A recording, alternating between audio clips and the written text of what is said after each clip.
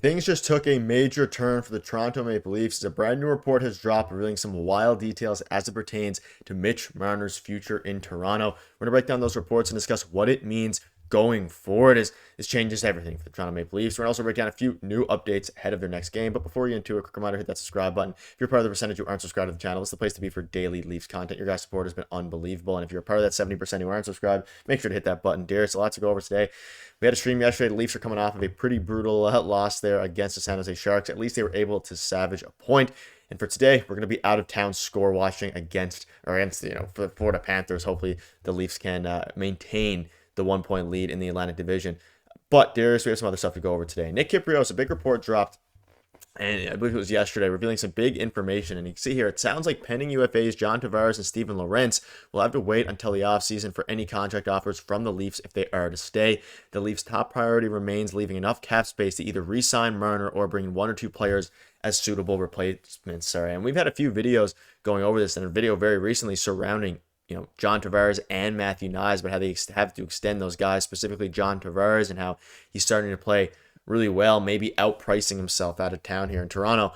But it seems, according to Nick Kypreos, their number one priority isn't John Tavares or Steven Lorentz or even Matthew Knies, but rather Mitch Marner and to re-sign him, which is very interesting given the fact that we've seen a lack of playoff success. And I think a lot of it's going to come down to how they do in the playoffs this offseason. But if they lose in the first or second round, it's going to be a little bit baffling to me if they're going to try to re-sign Mitch Marner nonetheless.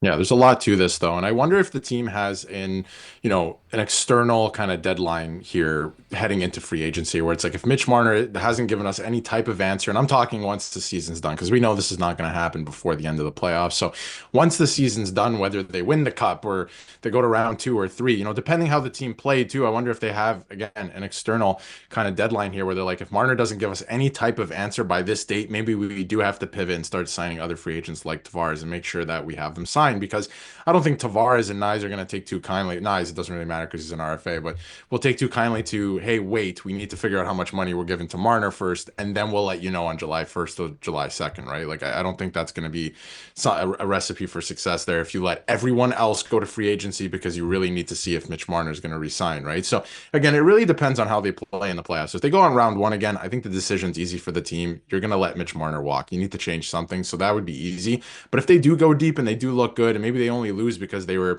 outmatched or because of injuries or something like that, right? Something where, the fan base can be like, hey, at least they tried. They showed us that they actually put in the effort, and this could be a team that could win. Then it gets interesting, right? And I do wonder if they have, again, an external deadline for themselves because if you wait till July 1st to try and get Marner signed, which does make sense, what Kypreos is saying here does make sense because you do want to wait, obviously, to know how much money you have to allot for Mitch Marner, so then you can re-sign everyone else without, kind of handcuffing yourself. So it's going to be very interesting once the season ends. They're going to need some type of answer, I think, from Mitch Marner, and according to him, I don't know if they're going to get one before July 1st. Yeah, there's been a lot of question marks about how much he's actually worth. You can see this here. Mitch Marner wanted to be paid more money than he currently is being paid. Is so funny. However, you also look at the other side of it. Every player with 55 points and 45 takeaways this season, Mitch Marner, Cale Makar, and Lane Hudson. So obviously some solid players there in rookie Lane Hudson. It's at the point now where you look at Mitch Marner's stats, you look at what he's actually providing.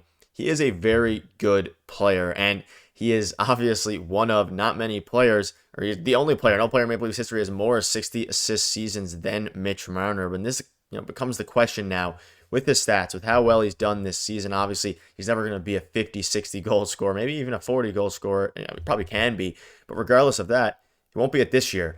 How much do you think, and I want to ask people as well, leave it down below, is he actually deserving to get paid? There's been a lot of rumblings online about, him being maybe an $11 million player, maybe a $12 million player, but the production that he gives an NHL team, according to a lot of people out there, it's not a $14, $15 million price tag to pay, which is what he seemingly, according to his agent, Darren Ferris, and all these different things, is wanting. And I'm kind of on that side as well. I think he's a fantastic player. He's pretty invaluable to this Toronto Maple Leafs team, especially if they make a run in the playoffs under the Craig Berube system, which is still yet to be seen, especially with how they've played against the Predators and the Sharks as of late. But Mitch Marner, what he provides, I don't know if that's worth $14 million. No, I don't think so either. And I think, there's nothing concrete about that number. Like there was no report saying that Marner and his agent said they want $14 million, but everything's kind of leaning that way. And obviously Rantanen asked for that much. He settled for $12 million, but we all know, the difference in tax and all that because he signed in Dallas. So that is a factor as well. And I think another big factor is how bad does he want to be a Toronto Maple Leaf? If you want to be a Toronto Maple Leaf that bad, you're going to have to take a pay cut compared to what you can get on the open market. That is a fact that is going to happen, right? So how badly do you want to be a Maple Leaf? John Tavares, when he was a free agent, the Islanders offered him, their last ditch effort was to offer him more than the Leafs did. San Jose offered him 13 million. He left 2 million on the table. So if we're thinking in the same terms, $12 million, right? Like leave $2 million on the table, sign for 12 million, then the team's in a better spot. I don't think the team wants to pay this player more than their captain either, right? There is so much that goes into PR that way too, that if Mitch Marner were to make more than Austin Matthews, even though Austin Matthews' contract's going to be, expiring sooner, he's going to resign for more.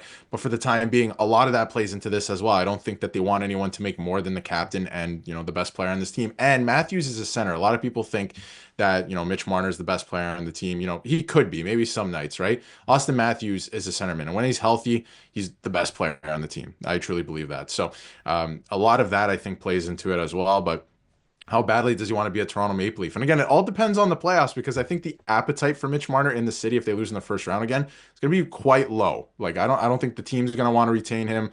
I don't know if the fan base is going to be on that side either. Obviously, there's a lot of people, this is their favorite player and they would want him to return no matter what. But it really depends on what happens in the playoffs and how bad he wants to be a Maple Leaf because it's going to be in that pay range. But, what do you do with the rest of the team? What if you don't have enough money to sign Tavares? Now you have a real problem. Yes, he's getting older, but now you have a real problem. What do you do at second line center? So it's going to be interesting. Yeah, William Nylander, he wanted to be in Toronto. He signed an extension during last season. Ended up being, pretty fair for both sides, especially given his career high in goals. It's going to be this season.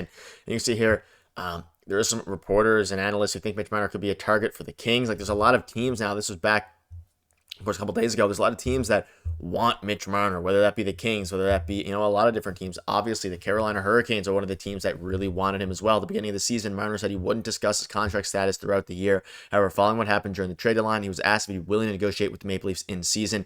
Like I talked to you guys at the start of the season, I'm not going to get into this. I'm here to play hockey. Let that happen with my agent and the team. I'm here to play hockey and do my thing. So you can see here, we talked about it the other day with regards to contracts and the business side of it. We're not going to get into it other than we're aligned with Mitch. We're worried about this season. We're worried about the games we have coming up. We want Mitch here for a long time, but it's not a distraction. With 11 games remaining in the regular season, plus the playoffs, lots of opportunity to prove their worth. We know he doesn't want to extend in the regular season. Maybe it happens over the next couple of weeks. I think at this point it's bound to go to free agency, and hopefully the Leafs can get it done. But there's a lot of people out there who don't want the Leafs to re-sign Mitch Marner no matter what. And I think if they get eliminated early in the playoffs, like we said last year, a change has to happen to the core four. And obviously, they might be forced into a change because two of the core four players, Mitch Marner and, of course, John Tavares and Mitch Marner, are unrestricted free agents, which it's going to be tough to see the Leafs bring both of them back unless they play very well and they make a cup run.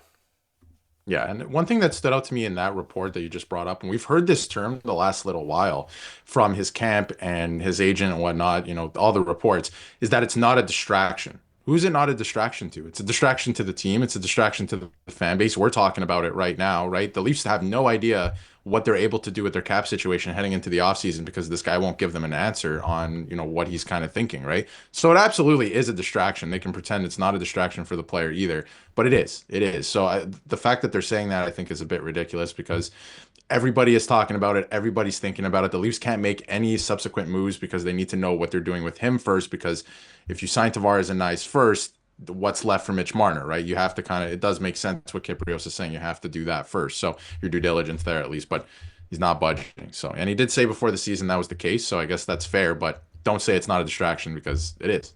Yeah, let us know below what your thoughts are, and also let us know what contract amount, what number would you give him, years, and of course the AAV there. But that'll wrap it up. Let us know what your thoughts are. Cheers.